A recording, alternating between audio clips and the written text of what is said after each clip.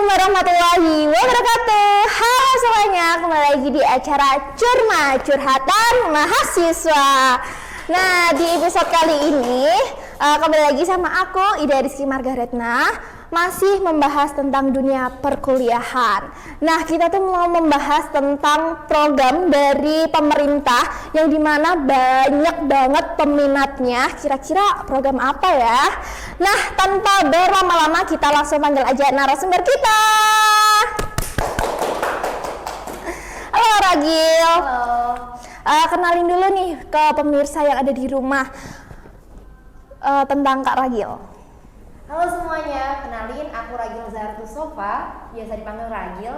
Aku saat ini lagi menempuh pendidikan S1 di Ilmu Komunikasi Unisula. Saat ini sedang semester 5 atau angkatan 2020. Oke, kabarnya gimana nih Kak Ragil? Alhamdulillah luar biasa sih bisa gabung di sini. Oke, Kak Ragil ini dari kota mana nih? Dari kota Semarang atau ngerantau? Oh, kalau aku sendiri itu ngerantau udah kurang lebih 2-3 tahun ini ya, jalan 3 tahun ngerantau di Semarang. Kalau kota asalnya itu di Jakarta, tepatnya di Jakarta Barat. Oh iya. Di Semarang ini ngekosnya di daerah mana nih Kak? Oh, aku ngekosnya di Dong Biru itu Genuk Sari.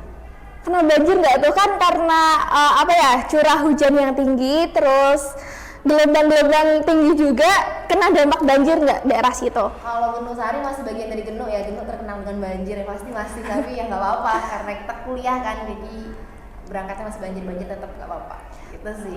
Kalau misalnya ada kuliah gitu dari kosan ke sini naik motor atau naik ojol Kak? Aku sendiri naik ojol karena nggak boleh bawa motor, jadi naik Maxim sih yang paling murah gitu. Cari yang murah ya, anak kos. Oke Kak Ragil, ini kan Kak Ragil ngikutin program dari pemerintah ya. Kira-kira program apa nih Kak Ragil? Oh, programnya itu kan banyak dari Kementerian Kemendikbud ya. Tapi program yang aku ikutin itu program magang atau MSIB, magang dan studi independen gitu. Programnya gimana nih kalau boleh tahu? Programnya itu kita jadi program magang itu gimana nantinya kita bisa diarahkan untuk langsung terjun ke dunia industri atau dunia pekerjaan gitu sih. Oke. Kalau programnya magangnya sendiri di daerah mana atau bagian apa gitu? Oh, kalau aku magang di perusahaan di PT Sumber Alvaria Trijaya, itu bergerak di bidang industri retail. Dan itu adanya di cabang Semarang. Cabang Semarang itu terletaknya di KIW, Kawasan Industri Wijaya Kusuma. Berarti dari kosan ke KIW naik apa? Nah, kalau dari kosan, aku berangkatnya itu ke halte BRT dulu. Itu naik Maxim, naik ojol. Nah, habis itu baru lanjut naik BRT dari depan halte RSI itu ke KIW. Kira-kira berapa tuh Kak? Berarti untuk PP, untuk biaya untuk transportasinya ya? Untuk pengeluarannya itu sehari untuk PP itu 20.000 karena Maximnya 9.000, BRT-nya 1.000. Jadi 10.000 berangkat, 10.000 pulang kayak gitu. 20 berarti dikali 5 hari ya magang. Wah, lumayan juga nih. Tapi nggak apa-apa, terbayarkan sih sama apa yang aku dapetin, apa yang pengalaman yang aku dapetin kayak gitu sih Kak. Oke, Kak Ragil ini magang di bagian apa Kak? Oh, aku magang di bagian sosial media spesialis, kayak megang akun sosmednya gitu loh. Berarti kayak ngedit sosmednya gitu ya, kayak buat film, buat iklan, buat kayak film pendek yang buat promosiin dari Alfamartnya gitu. Oke. Motivasi Kak Ragil buat ngikutin program pemerintah tersebut itu? Kalau motivasi aku sendiri karena ini salah satu program yang sangat bermanfaat ya, benefitnya juga insight-nya langsung ke kita kayak gitu. Jadi di kuliahan kita udah nerima secara materi, terus kita di magang ini kita praktekkan apa yang udah kita dapatkan kayak gitu loh. Kan kita juga dari Ilkom ya, ilmu komunikasi. Nah, ilmu komunikasi itu kan ada markom sama broadcasting. Nah, kebetulan aku ambil markom. Jadi kan gimana caranya kita memarketing, kayak membuat marketing di suatu perusahaan gitu. Nah, aku megang salah satunya cara marketing itu ada sosial media. Nah, itu yang aku pegang itu sosial media untuk marketing Alfamart kayak gitu Kak. Oke oke. Terus siapa sih yang menjadi inspirasi Kak Ragil dalam menempuh prestasi menjadi salah satu mahasiswa yang masuk atau lolos di magang tersebut? Kalau dari motivasi aku sendiri itu, siapa yang menginspirasi itu ya pertama aku sendiri. Aku gimana nanti aku di masa depan, itu yang menginspirasi aku. Toh ini kan kita investasi buat masa depan kayak gitu. Namanya pengalaman itu masih muda, gak akan terbayarkan dan tergantikan. Ketika kita ada kesempatan, itu bisa dimanfaatkan kayak gitu. Yang penting coba-coba, yakin, usaha, doa kayak gitu. Yang penting kalau lolos alhamdulillah, kalau enggak ya berarti belum rezekinya kayak gitu sih Kak. Oke oke. Kan ini kan perkuliahan, berarti magang ini ada berapa SKS Kak? Kalau dikonversikan di perkuliahan ya? Iya. Jadi kalau program ini tuh bisa dikonversi, itu kelebihannya salah satunya yang dibuat sama Kemendikbud. Nah, berapa yang bisa dikonversi? Itu ada 20 SKS. Di 20 SKS itu ada beberapa matkul yang konversi. Nah, maksimal itu kan ngambil 24 SKS ya, kalau kita kuliah 1 semester. Nah, 20-nya itu konversi, yang 4-nya aku tetap kuliah, kayak gitu Kak. Berarti misalnya ada perkuliahan nih, yang berarti yang 4 SKS itu ya? Iya. Nah, ada perkuliahan, terus magangnya itu gimana cara bagi waktu antara magang sama perkuliahan? Perkuliahan itu yang 4 SKS offline atau online? Itu hybrid sih Kak, ada kadang online, kadang offline kayak gitu. Tapi Kak Ragil lebih memilih mana nih? Misalnya dadakan nih offline-nya, nah itu kira-kira bagi waktunya gimana tuh? Mungkin kalau aku sendiri, kalau misal online itu ya aku tetap berangkat ke sana. Tapi kalau offline pun aku kadang kalau emang di sana lagi butuh ada orang kayak aku harus berangkat ini loh, ada event atau apa, itu aku tetap berangkat. Terus tapi kalau misal, tapi kan kita dari kementeriannya sendiri itu memprioritaskan kuliah. Jadi kalau emang offline ya aku berangkat. Kalau misal online aku ke kantor gitu, tetap magang. Tetap magang ya, berarti magangnya tuh tetap 5 hari ya? Iya. Oke. Terus kenapa sih Kak Ragil itu tertarik sama programnya pemerintah itu? Ya, yang pertama bisa konversi. Terus yang kedua dapat fee. Siapa sih yang nggak mau dapat bayaran gitu kan? Kita realistis aja gitu. Iya. Anakku selalu aja butuh uang kayak gitu. Nah, selain dapat uang, dapat pengalaman, terus dibayar kayak gitu kan. Nah, itu salah satu yang pengen banget aku dapetin sih. Biar juga nanti ketika kita lulus kuliah nggak kaget sama dunia kerja. Udah ada gambaran, oh gini loh dunia pekerjaan. Itu sih Kak. Berarti apa namanya? Buat menambah pengalaman ya ke depannya. Banget. Investasi masa depan masih muda Kak. Berarti fee-nya itu dari kementerian dan dari Alfamaret atau gimana nih sistemnya? Iya. Jadi tergantung balik lagi ke perusahaannya. Banyak yang perusahaannya itu membiayai juga. Terus kalau dari kementerian itu yang udah pastinya pasti bakal dapet fee. Karena semua program dari Kampus Merdeka itu ada fee-nya. Tapi beda-beda. Nah, program Kampus Merdeka itu nggak cuma magang doang, banyak program-program yang lainnya juga. Ada studi independen, ada pertukaran pelajar, ada kampus mengajar, sebanyak juga gitu loh Kak. Jadi dari masing-masing itu punya fee sendiri-sendiri. Dari perusahaannya juga itu dapat fee juga? Kalau dari perusahaannya itu, aku dari Alfamart dapat lewat salah satu aplikasi. Jadi kita harus download aplikasi dulu, kayak sekalian mereka marketing gitu loh Kak. Kita anak marketing kan, kita bantu marketing, sekalian kita juga dapat fee kayak gitu. Jadi download aplikasi, 2 aplikasi, ada AlphaGift sama Aladdin. Nah, nanti itu dikirimnya fee-nya lewat 2 itu Kak. Itu yang dari Alfamart. Oke. Sejak kapan muncul tekad buat grow up sampai bisa menjadi salah satu mahasiswa magang Merdeka? Nah, pertamanya itu kalau tekad magang itu kan kita juga magang ini kan salah satu mata kuliah ya yang masuk di SKS atau KRS. Jadi aku ambil kesempatan ini ya ketika magang ini. Pertamanya itu kampus mengajar Kak. Tadinya aku mau ikut kampus mengajar. Cuma kok aku pikir-pikir, aku kan update informasi ya. Informasi program apa aja sih Kampus Merdeka, aku riset dulu kan. Ada apa aja gitu. Nah, awalnya kampus mengajar, aku udah mau daftar gitu kan.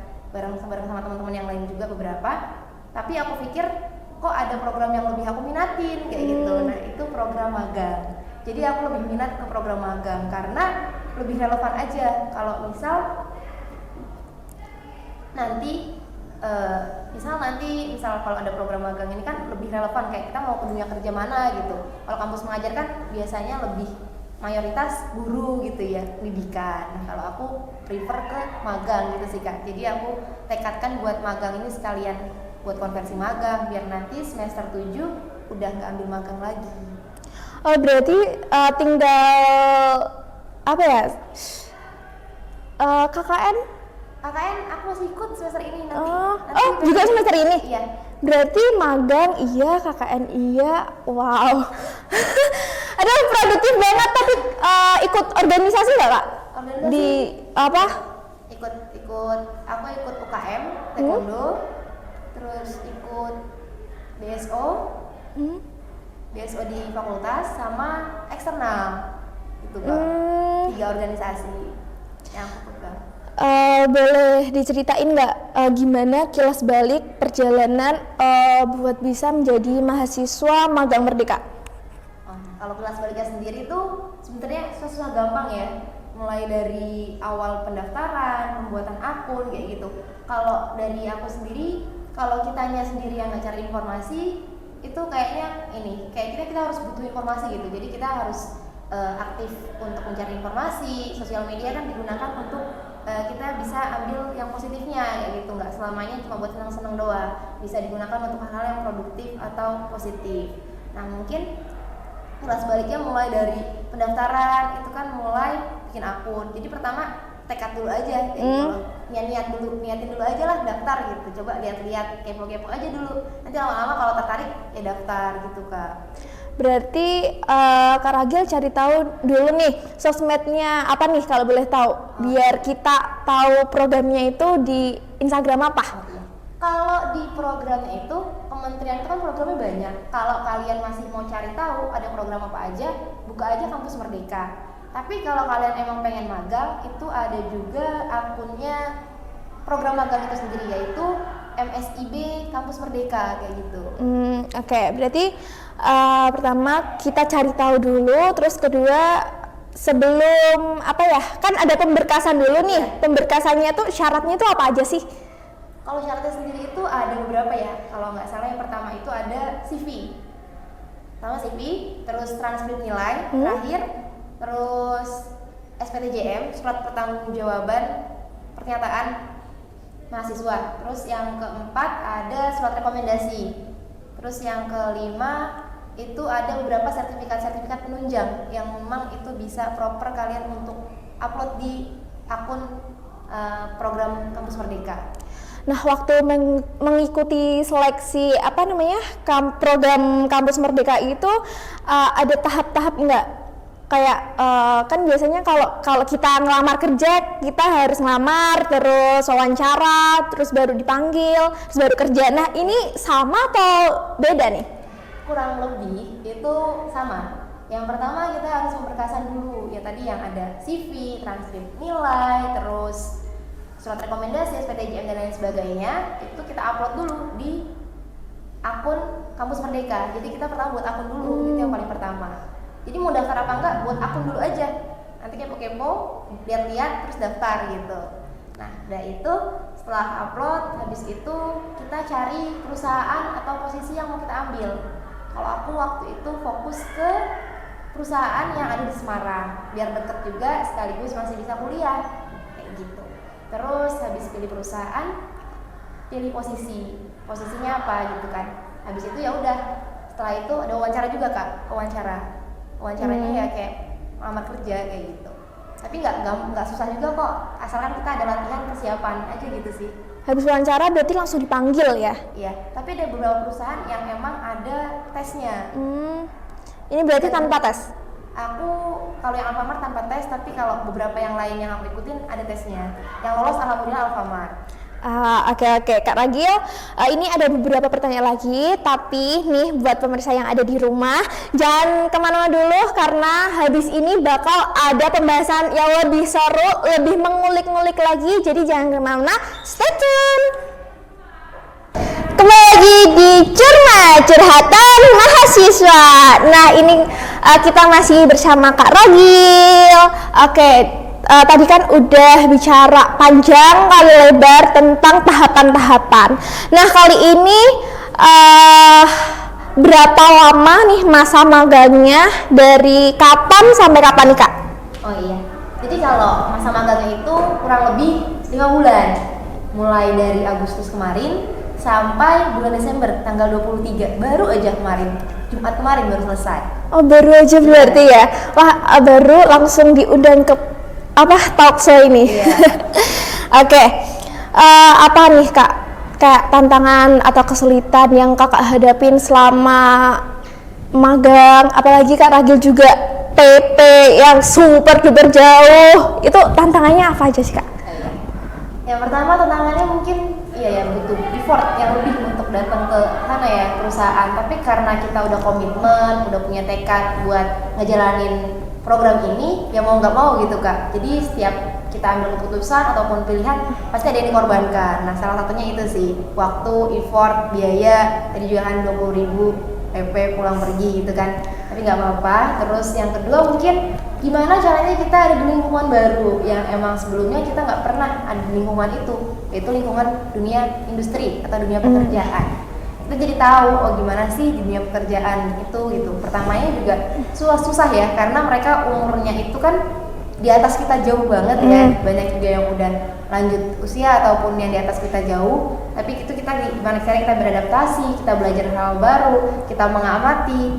Pertamanya juga kita harus memahami gimana sistem ataupun yang ada di perusahaan kita tempetin kayak gitu. Nah, dia kan di Alfamart. Jadi gimana caranya kita pahamin dulu sistem-sistem yang ada, terus ATM, amati, tiru. Kalau cara bikin sosmed ya, modifikasi kayak gitu sih Kak. Itu sih yang bikin aku kayak, oh aku harus belajar tentang ini kayak gitu. Di sini gimana sih kayak gitu. Itu sih Kak tantangannya. Berarti di perusahaannya itu diajarin dulu ya Kak? Iya. Dari pertama, dari awal banget. Iya, bener. Jadi kalau di perusahaan itu diajarin dulu, di mentoring, bahkan ada mentor yang dari Alfamartnya, ada mentor juga yang dari program Kampus Merdekanya. Kita juga pertama dikasih materi juga, insight baru tentang sosial media, terutama kalau di Alfamart itu Instagram. Itu kita kayak dikasih tahu, oh gimana sih caranya memegang atau mengelola akun Instagram gitu Kak. Ada berapa tim nih Kak di di bidangnya Kak Ragil? Oh kalau di bidang aku itu terbagi menjadi 2 tim, ada yang di sosmed sama di rekrutmen. Jadi aku megangnya itu di bagian kayak HRD gitu loh. Oh iya. Jadi kayak nyari internal yang calon-calon karyawan yang mau masuk di Alfamart kayak gitu. Jadi seenggaknya kasarnya aku tahu gimana sistem rekrutan di Alfamart kayak gitu Kak. Oke. Berapa jam nih Kak selama mengikuti magang? Kalau aku berangkat itu masuk mulai jam 8. Nah, setelah jam 8 itu di sana yang aku beraktivitas istirahat itu 1 jam. Terus habis itu istirahat itu duhur kayak sholat isoma gitu loh Kak. Istirahat, sholat makan. Terus habis itu pulangnya itu jam 5. Itu kalau hari Senin sampai Kamis. Tapi kalau hari Jumat itu pulangnya setengah 6. Jadi berangkat jam 8, pulang jam 5 itu Kak. Berarti sampai kosannya itu jam 5? Sampai kosannya jam 6 berarti? Jam, jam setengah 7 bahkan kadang. Wah, gila. Macet itu jam 7 kadang. Lama juga ya. Capek nggak Kak? Lumayan sih, kan terbayar ya kayak pengalamannya kayak gitu, nggak apa-apa karena setiap kita mau ambil sesuatu itu mesti ada yang dikorbankan dan ada effortnya juga kayak gitu. Oke. Selama ngejalanin magang programnya pemerintah ini, hal yang paling terkesan selama magang itu bagian apa nih Kak? Oh, yang pertama bisa kenal sama sistem perekrutan. Jadi gimana caranya kita kan nanti mau masuk dunia kerja. Nah dengan aku di sosial media, tapi aku paham cara perekrutan di perusahaan kayak gitu. Terus yang kedua, ketika ada event itu kita bisa kenal sama pejabat-pejabat toko. Biasanya ada toko-toko Alfamart nih yang tersebar kayak gitu. Nah itu kan cabangnya di Semarang. Jadi Semarang itu cangkupannya Kendal, Pemalang, Pekalongan kayak gitu. Nah itu mereka datang semua ke event itu gitu loh Kak. Jadi rame, seru, antusiasnya mereka tuh kayak wah kenal banyak orang, kenal orang-orang yang emang kompeten dan udah terjun di bidang dunia pekerjaan gitu loh Kak. Itu sih yang paling berkesan. Bisa diceritain nggak Kak, cara ngerekrutnya tuh gimana? Tahap-tahapnya? Oh iya. Kalau tahap-tahapnya itu beda-beda. Jadi setiap karyawan itu kan ada posisinya masing-masing ya, ada proporsinya masing-masing. Jadi tergantung posisi ataupun bagian apa yang mereka lamar kayak gitu. Untuk di store crew paling ya layaknya cek fisik kayak gitu. Jadi fisik kita juga dinilai di sana, bukannya melihat good looking atau gimana, cuma kan ada beberapa bagian yang butuh fisik yang lebih kayak gitu Kak. Kayak bagian gudang itu butuh fisik yang lebih kayak gitu. Tapi kalau untuk di toko itu paling keramahan, kayak dari kita cara komunikasi. Nah makanya komunikasi itu penting. Gimana caranya kita bisa menawarkan kepada pelanggan dan bisa menerima feedback yang baik dari pelanggan gitu Kak. Itu sih. Itu ngerekrutnya itu cuman di Semarang aja atau di seluruhnya? Kan karena ini cabang atau pusat ya? Kalau yang di Semarang itu cabang. Oh, berarti itu di Tangerang. Oh, berarti hanya di Semarang aja? Cakupan Semarang. Nah, Semarang itu nggak cuma Semarang doang, tapi Pekalongan, Pemalang, Kendal itu masuknya di Alfamart Semarang. Jadi setiap mereka mau daftar, terus nanti ada trainingnya gitu loh Kak. Jadi sebelum menjadi karyawan itu kayak ada pelatihannya dulu. Pelatihan dulu biar mereka nggak kaget juga kan. Tapi itu masih dalam satu sistem rekrutan. Nah kalau udah emang training terus udah cocok, nah mereka bisa jadi karyawan. Aku pernah melihat di beberapa sosial medianya anak-anak gitu tentang apa ya namanya, masa training di Alfamart. Nah itu tuh udah pasti lolos atau ada apa ya kayak iya masih ada tahapan lagi? Itu masih termasuk tahap seleksi sih Kak. Jadi dinilai juga kayak keseriusan kita, kelayakan kita untuk menjadi, kecocokan kita untuk menjadi karyawan itu dinilai gitu Kak. Jadi itu masih dalam satu tahap seleksi training. Oke, untuk seleksi magang Merdeka ini kan cukup susah ya, apalagi banyak banget mahasiswa, bahkan yang di Unisola itu banyak yang daftar tapi itu ditolak Kak. Nah, ada nggak sih rasa pasti nggak lolos nih, kayak rasa minder dulu sebelum bertarung gitu loh Kak? Kalau itu pasti ada, cuma gimana kita lihat lagi keyakinan dan tekad kita. Dari pertama udah niat, yang penting kan aku nggak berekspektasi untuk yang lebih kayak gitu. Kalau lolos alhamdulillah, enggak ya berarti belum rezekinya.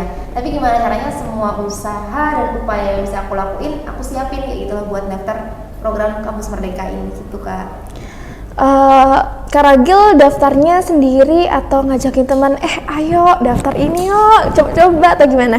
Aku awalnya sama teman, ada teman satu, terus aku kan waktu itu lolos juga kan diumumin kan, nah itu buat ngajak yang lain juga.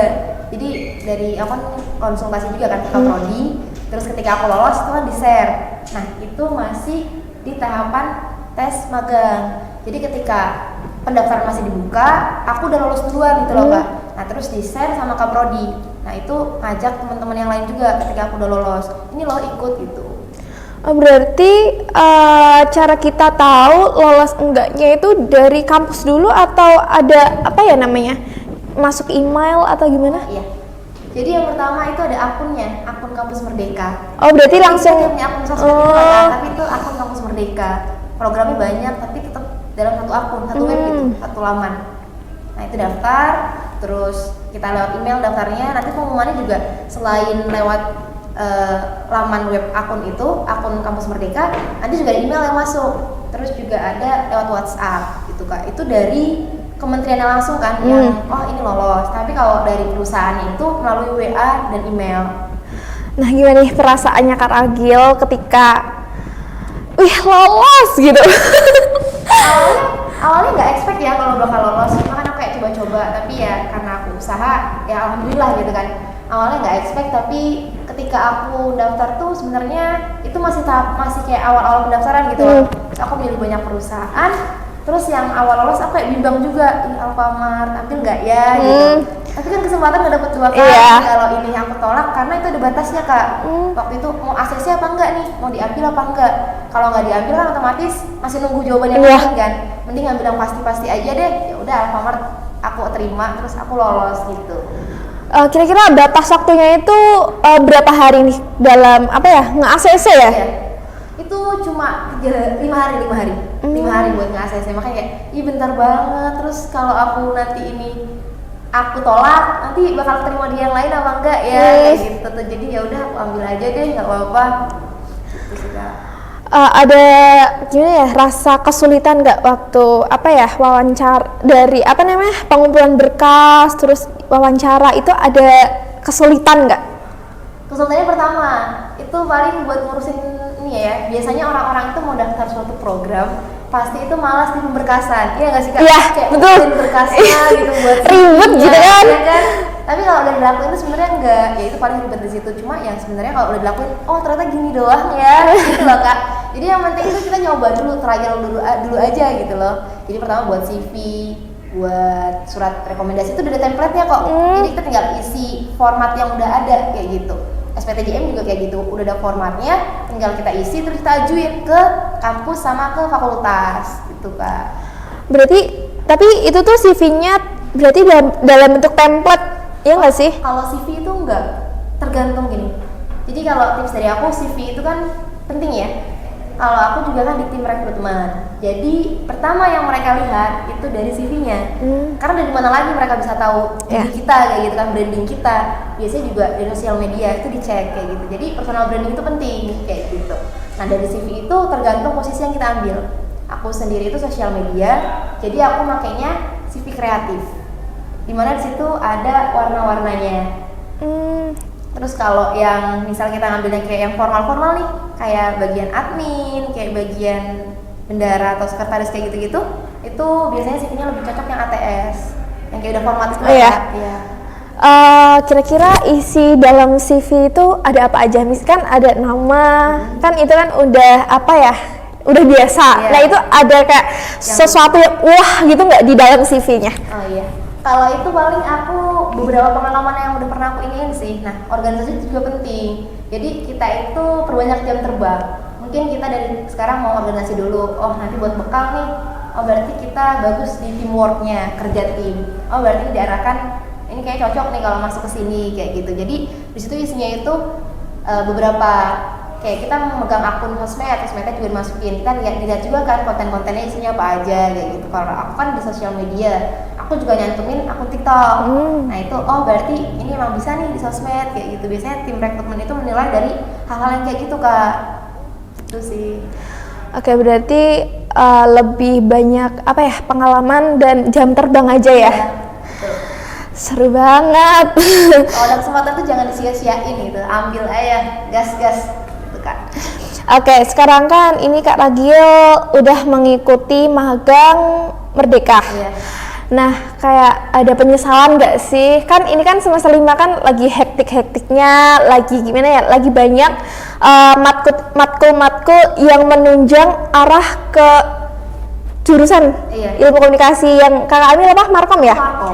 Nah, kayak ada penyesalan nggak? Kayak aku nggak bisa ikut ini, aku harus magang. Itu gimana rasanya Kak? Oh iya.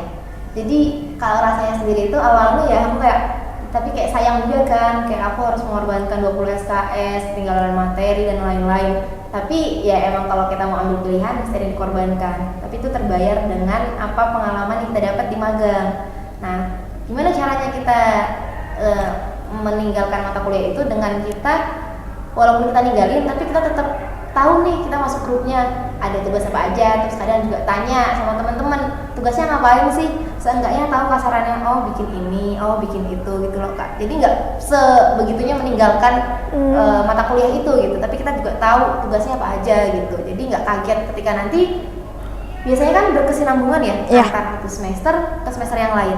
Nah itu jadi kita nggak kaget ketika nanti mau semester selanjutnya kayak gitu. Awalnya juga aku kayak takut, sekarang lagi hektik-hektiknya tugas, aku nggak bisa ngerjain, nanti aku takut kaget di semester selanjutnya. Tapi nggak apa-apa karena aku udah dapat pengalaman, terus juga sambil tanya-tanya juga tugasnya apa aja, jadi udah nggak apa lah kalau emang aku tinggal nanti aku bisa belajar dan aku juga udah tahu kasarannya kayak gitu loh Kak. Oke, berarti kan tetap mengikuti perkembangan ya. Nah, ini kan dengar-dengar di ilmu komunikasi yang buat semester 5 itu kan ada suatu event yang besar. Nah, itu Kak Ragil ikut serta atau lepas tanggung jawab gitu Kak? Kalau untuk ini kan aku awalnya tanya ke Kak Prodi ya, tanya dulu, Pak, ini kalau misal perkuliahan aku ikut apa enggak gitu kan, kalau ada tugas ngerjain apa enggak, absen atau enggak. Nah, kalau dari Kak Prodi sendiri itu ngomongnya enggak, cuma untuk MAIS ini aku lepas tangan, tapi aku tetap support mereka. Kayak mereka ngadain apa sih, oh berarti aku ikut kayak kelas cantikan ya, kelas cantikan kan yang MAIS A, walaupun aku MAIS B aku ikut. Kalau ML kan kayaknya aku nggak bisa ya, nah, kelas cantikan kan masih bisa gitu, jadi aku ikut di kelas cantikan gitu Kak nanti.